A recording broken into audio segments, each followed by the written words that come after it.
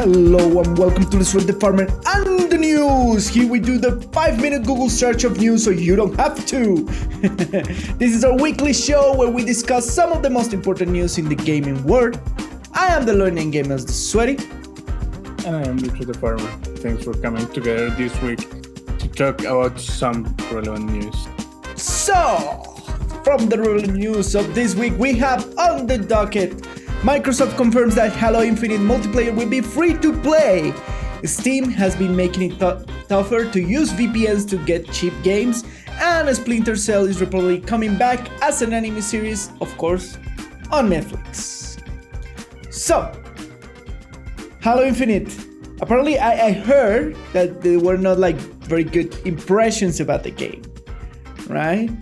I read that there were some complaints about the graphic quality, I think, of the game. Yeah, because they did a showcase on last year's E3, and they confessed that was like pre-rendered gameplay, not reflecting on what the game will be. So people were complaining like, oh, it looks worse. It looks like very 2009 and drama and soup, basically.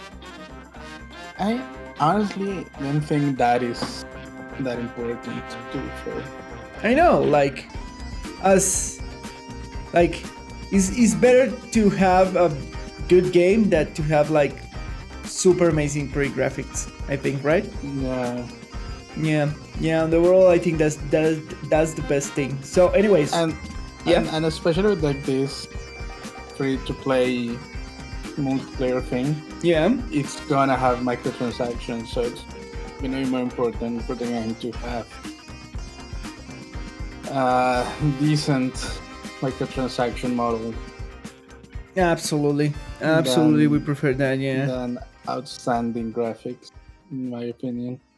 Yeah, I agree to that too. It is gonna have microtransactions. Of course it will. Without a doubt. But anyway, so they're gonna make only the multiplayer. Does the game is gonna have a campaign on it? I think so. I think that's the point, that the single player campaign thing is what you're gonna pay for. Yeah. Oh, fair enough. All right. Well, and the multiplayer is just like the arena thing. In the PvP kind of things or something like that? Yeah, the PvP thing. Oh, alright. That's what I assume the multiplayer is gonna be. They're just gonna release like the whole PvP thingy for everyone to play. That seems Which, fair.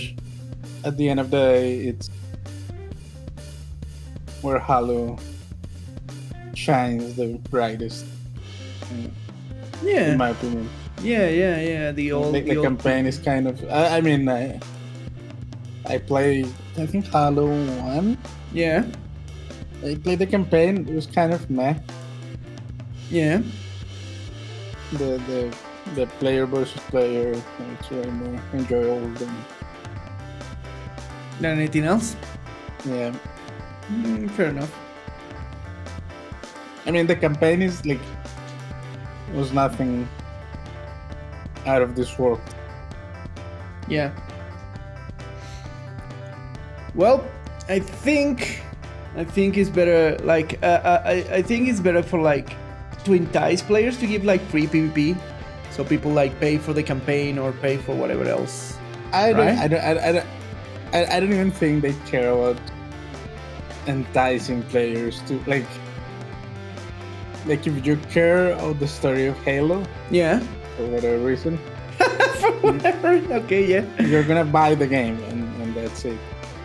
Yeah, for sure. If you don't care about it, then you're just gonna, and like the only thing that you like is the PvP aspect of the game, which again I'm guessing that's what most people care about. Yeah.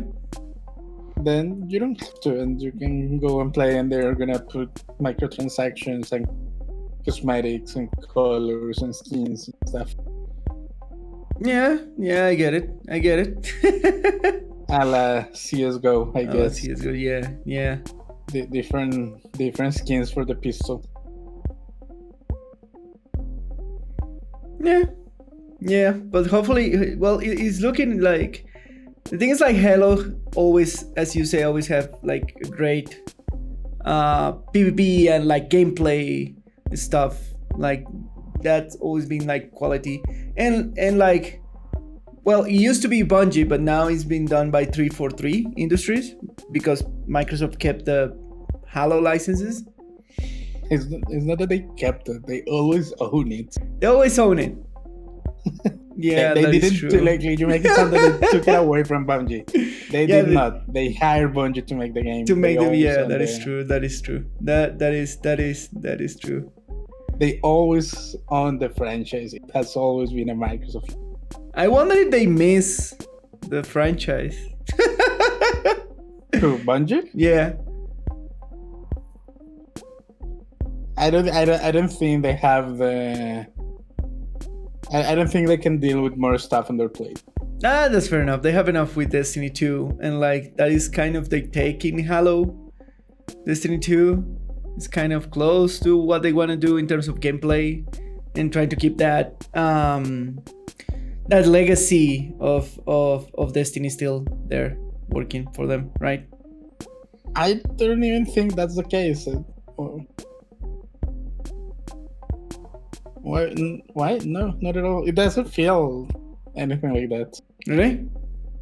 Not in my opinion. Fair enough. And anyways, not from what I remember playing Halo 1. You don't feel like that same kind of that kind of same gameplay is reflected in Destiny 2, like that? Not at good all. Gunplay is what I'm reflected. Like we can agree that Destiny 2 has very good gunplay. Sure, that's decent. Yeah, that's what I'm referring to. Like they do have great gunplay both games because that's what Bungie does good. Sure, they do CSGO good gunplay. Has good gunplay. Yeah, exactly. That doesn't mean much. Anyways, so I don't know. Yeah, as long as they nail the PvP experience, they will bring players. Yeah. It is a proven franchise, and if they give the people one, which I'm guessing is a balanced, interesting PvP experience, they're gonna be fine. Fair enough. That's easier said than done. That is absolutely true. That's easier said than done. But as long as that goes well, things will be fine for Halo, in my opinion. Yeah, I can agree with that. Like, as long as the gameplay is fine, everything will be fine. As long as they have like good maps and the weapons are decent enough. Yeah. That's pretty much all people care. Yeah. Anyways, that is Halo Infinite. When do you think this will come out? I don't know. Have they announced dates? No, they haven't announced any dates. I don't think so. No, they definitely have not announced any dates. Not that I'm aware. Yeah. Probably at the end of next year. They said at some point holiday 2020. So this year they wanna launch it this year. Yeah. Oh, at the end of this year. All right, interesting. But will you check it out? Is it coming to PC too, right? Eventually, it's coming to PC, alright, I guess. Probably eventually. It should, again, because it is an Xbox thing, and yeah, but it seems like they're aiming it to be a Xbox Series X launch title. For what I can get of the publicity stuff. Oh, probably. Yeah. That is a no-brainer. If the new Xbox thing is gonna be successful, they need to attach absolutely a big launch title game to to the release of the console. And Yeah. There are a few there are a few more iconic franchises than Halo. That is true. That is true. I think it will be fine. Like 343 has been doing very good job with the franchise, so I think the game will be nice. Like they will. Like the problem is like the little setback of like the pre-rendered trailer to now is the only thing that they're giving like a little bit of flack because of the graphics and stuff.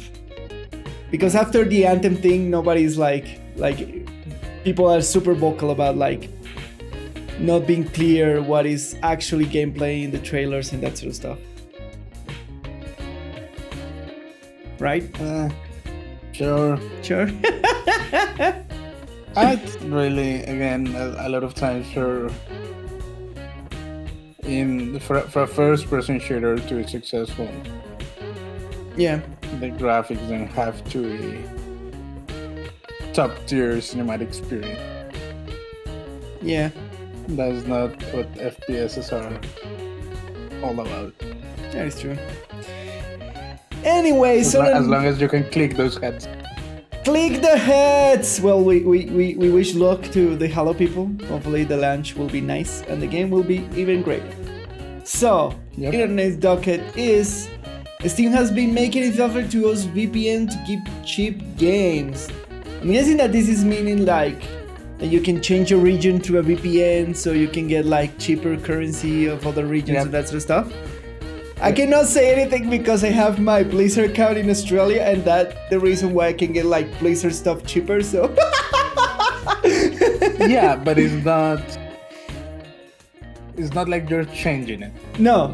I've been stuck in the Australia region because I opened my main Blizzard account down there, yeah. Also, I think at least Battle.net has a really good job at detecting VPNs, and not even with VPNs you can switch.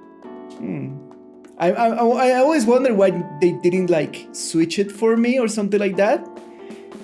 And like They don't do it they What? never do it. They never do it, right? So No, I you hope- have to request a switch. I know, but it's like such a hassle. Like I understand why. I understand why it's such a hassle to change Yeah, regions. that's the whole point. Yeah, but like I don't want to go to a holder, and I don't have any problem to be buying in the Australian marketplace. That's not a problem for them. Like what they don't want people to do is to just constantly switching. jump across different regions to find the cheapest possible one. Yeah, of course. Yeah. And do that all the time. That's what they make it a hassle. Just they want you to pick one. It doesn't have to be like the one where you are at the moment. Like just pick one. Yeah, because there's a bunch of marketplaces here in Latin America that works with like United States marketplace, and that shouldn't be a problem, right? But it depends. Like not Blizzard, but I don't know Steam. yeah, I know that Blizzard has regionalized pricing for I all know. Yeah. Latin America for sure. For the products, yeah. But so Steam, I didn't know that you could do this in Steam. Yeah, I mean, Especially because they like 2 years ago they put a bunch of like blockers to prevent people from doing this, like that you cannot give certain games to certain regions if you're not in the same region. That was one change that they did when all this started. And because I remember that there was like a big controversy of like people buying stuff in Russia that was super cheap in Steam and then reselling it in the market. I remember that like 2 years ago. So they put the preventions in the actual marketplace that you cannot buy inside you cannot give Steam stuff inside your own region. So now they're cracking on VPNs to stop, because apparently people keep doing the thing. I mean, people are, like it or not, and no matter what your opinion is on the matter, Yeah. I feel like people are always gonna find a way to bypass the regulations. Of course. They're gonna try always to find the cheapest deal. Yeah. That's why all these kind of gray area sites that sell weird codes for game are still a thing. Yeah, I They're prefer not going anywhere anytime soon. So I have a question for you about like marketplace in video games and that sort of stuff. Like, how do you like your discounts? Like, I've seen great deals, for example, in Good Old Games, which is a marketplace from CD Projekt. They have great deals in games all the time. You can, of course, get the deals from Steam. There's like free games sometimes in Epic that they just give them away, or in Ubisoft too. How do you prefer your deals in games? What do you mean? Like, what marketplace do you usually go for buying cheap games? Because there's like other options like outside websites like ENSA, something like that. Yeah. So where do you generally buy your cheap games, Lucho? I usually don't buy cheap games anymore. You don't buy cheap games? Yeah. But I don't play that many games. Fair enough. Yeah. You don't. Because in my youth, when I didn't have no money, I used to pirate a lot of games. So me too, but that was years ago. I know. I don't do it anymore. I know. Yeah, we don't do it anymore. Like, this was years ago, but this is going to my story. So what I do is, like, when I see a game that I enjoy and played a long time ago by a pirate version, I see them on discount on Steam, I always try to buy it. Just to make it part of my library officially that I buy a game. That's why I buy like discount games in Steam, for example. I see. Yeah, that's what I do. One place that I like a lot is Humble Bundle. They sometimes offer really neat bundle. Yeah, that one has been very useful, especially when I try to like taste new indie games with like curious mechanics and sort of stuff. They always have like great deals, man. I like them a lot. Yeah.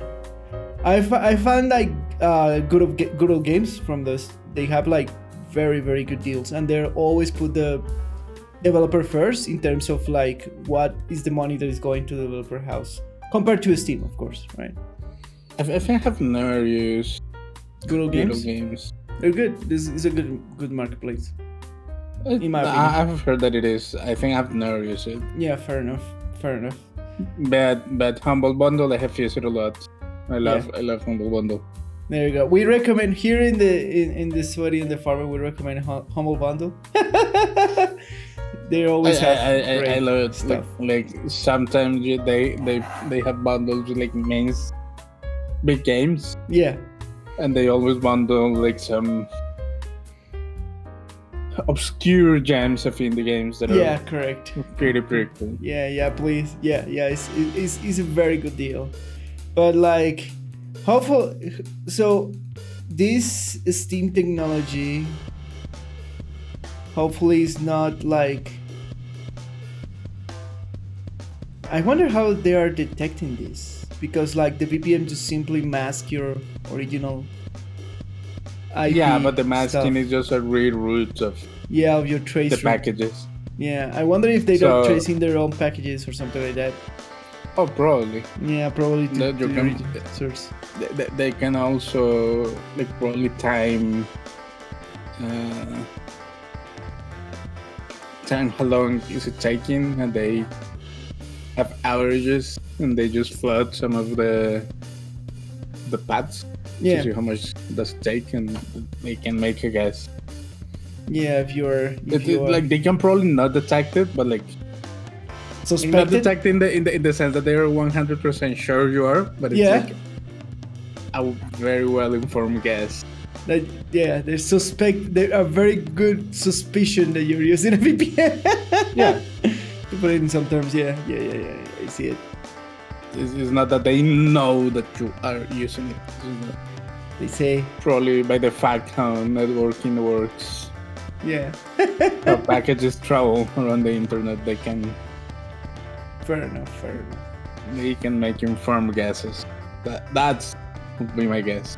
Yeah, but this has been like a long fight against people trying to circumvent regional routes and that sort of stuff. But I know. I feel like with that said, the regional marketplace has been like getting fairer, like better priced. It's definitely getting better. Yeah, because I remember like long time ago, always like they have direct prices from United States, no matter if that is so disadvantageous for a lot of regions. Yeah, no matter if your region was like, no matter the exchange currency, it was always like no matter, we just like translating from one money to the other like directly. And now some marketplaces are like conscious, like virtual marketplace conscious. What is the situation? It's not conscious, just that they just have set prices for each region. Correct. Independent of the main exchange rates. Yeah, exactly. So I think it's fair. That's smarter. Yeah, I think now they it's probably much sell better more for that way. Absolutely, because people don't see outrageous prices all the time or very fluctuating prices, but they know like their prices are fair inside the region in theory. Yeah, at least more compatible. Yeah, for a lot of regions, just taking US prices and convert them. Yeah, and converting them is just such an overpriced good. Yeah, I think that's just bad. Anyways, but good for Steam that they're fixing those holes. I guess. It's good that they're trying. Yeah. there is always a part in my head that says, yeah, but people are always gonna find a way. They will eventually find a way. Life, but good for Steam. Finds a way. Like discounts. Anyways, and for our last news today, Splinter Cell is reportedly coming back as an anime series on Netflix. So I put this here because I've seen like several reports of like games becoming like anime or series on Netflix. But the funny thing is like games that haven't had a proper sequel like in so many years, and they're getting like animations before they get there's another news about this, about Good and Evil, that they're getting a series on Netflix. And the sequel of Good and Evil has been in the works for like 15 years by now. And first they're gonna get a series on Netflix before they actually get the proper sequel of the game, of the franchise. I mean, that can be valuable in itself, just to reinvigorate the franchise. Absolutely, and I think this is the Witcher's effect, right? The Witcher as a series was hugely successful for Netflix, and was not only on the back of the books, because not a lot of people know about the Witcher books. Of course, they take more of the inspiration from the books and the game, but the grand part of the audience came from the game, including like the protagonist, which is a huge gamer guy. You have seen like Henry Cavill building a PC. Have you seen that video? No. There is a video which is considered like PC porn or something like that, which is Henry Cavill building a custom PC. The protagonist of Witcher, Superman in the DC, the big guy. Yeah, no. Yeah, and he's just building a custom PC, and that's the video. He just like building PC, putting the card, putting the processor, cleaning the thing, putting just him building a PC. It's been like, it was viral on the PC things. It was so funny. I find it so funny. It's like it's just the dude building his PC. But anyways, too tangent.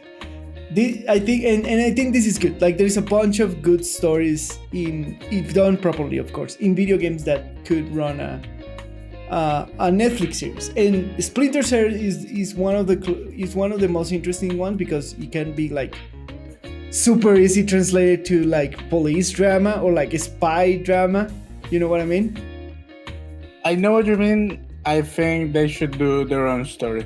Absolutely, absolutely. And there is like a bunch in the Tom Clancy universe. There is a bunch of opportunities, and I'm not saying that they should copy stories from They could like take inspiration, of course, stories from the games and the. I don't even think that is a good idea. Taking inspiration from the books and the games. The books fine. The games Right. probably not. Fair enough, because narrative in games is very different. But I think the aesthetics of the games is the part. Sure, Yeah, that's one they should thing. But yeah. story-wise, they should do their own thing. Absolutely. They should craft and tell their own story that works for the medium. Absolutely, I agree. I agree with that. That's what I don't think they should take. Yeah, that much Story inspiration. beats from the games. Correct. Yes. Yeah. That's always a absolutely. mistake. I agree with that. But it's interesting because like I did like this franchise a lot. Was one of the first very cool co-op experience that I had playing a game. Was playing one of the Splinter Cells game, and it is kind of like has a similar appeal to the Hitman franchise, but from a more high-tech super spy that Hitman, Splinter because Cell is a Hitman, good game. yeah, but so yeah, it's a great game, and hopefully the anime. I'll be curious on the anime aesthetics because Castle like, and I was thinking like, what is the thing to compare it to? And like Castlevania was the big success that they have with a game translated to anime, but the aesthetics of Castlevania already were easier to translate to anime. You know what I mean? I don't think any setting is harder or easier to translate into anime. Really? Yeah. Do you think that the aesthetics of the anime will fit with the Splinter Cell franchise aesthetics? It doesn't have to fit. That's the point. It has to be its own thing. Oh, fair enough. I don't know. It's gonna be weird. Like you can make an anime series out of any video game. It doesn't have to replicate any of the video game aesthetics. Yeah. It has to like for the thing to be successful. It has to be. It has to be its own thing. It has and needs to have its own charm. If it doesn't, because it's trying to capture something out of the game, it's probably good. I see. It has to be as like a good anime first. Fair enough. Yeah. If you don't have that, yes. then it is gonna fail. And usually for that to happen, it can have it can incorporate the lore and the world of the game. Sure. Yeah. It can has those nods to a game and say, this character exists and we mention it and then people get excited about it. Easter eggs. Yeah. But it has to be like a good series on itself that it's telling its own story that can happen on the same universe, but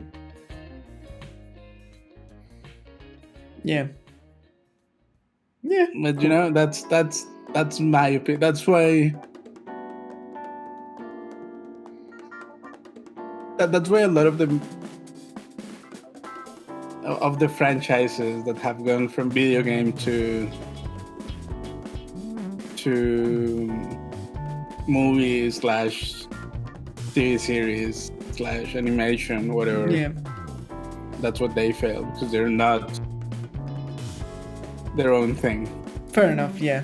And we have like good news about the production because one of the John Wick co-creators is helming the project. So there you go. Sure. I mean, yeah, he knows how to like produce as assassin / spy kind of thing. By the record of John Wick being very good. Dude, good. Any person can. I know that you. I know that you doubt. That you doubt everybody and everything. It's not about I don't.